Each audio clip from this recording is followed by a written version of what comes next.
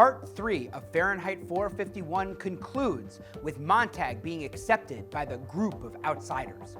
Montag and Granger talk about what they have lost.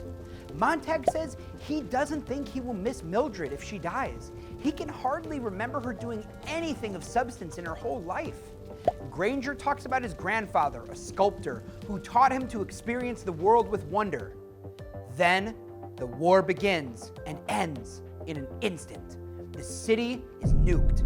Montag cries out for those he cared about, Mildred, Faber, and Clarice, yelling for them to run. Then he remembers Clarice is already dead. He sadly thinks about Mildred's death. An explosion resonates, knocking him and the others down.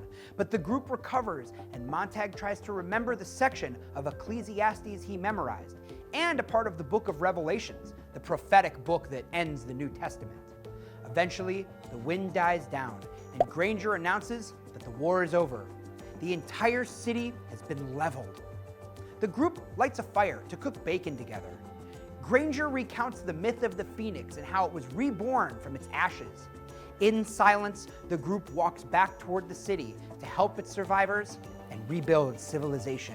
In the final scenes, Montag discovers a new way to live and potentially a new way to rebuild society. He sees trees along the river and notes that their fruit and leaves can nourish humanity, like trees of life could.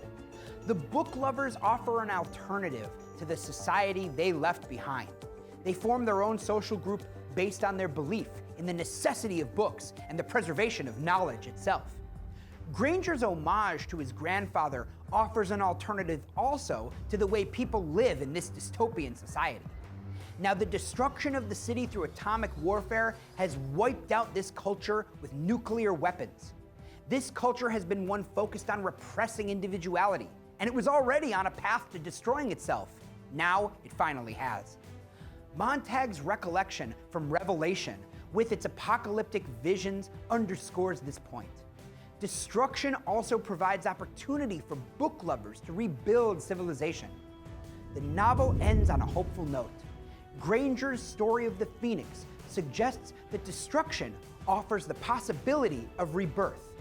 Through the fire of the literal and metaphorical moments of Fahrenheit 451, we see a rising from the ashes of humanity itself.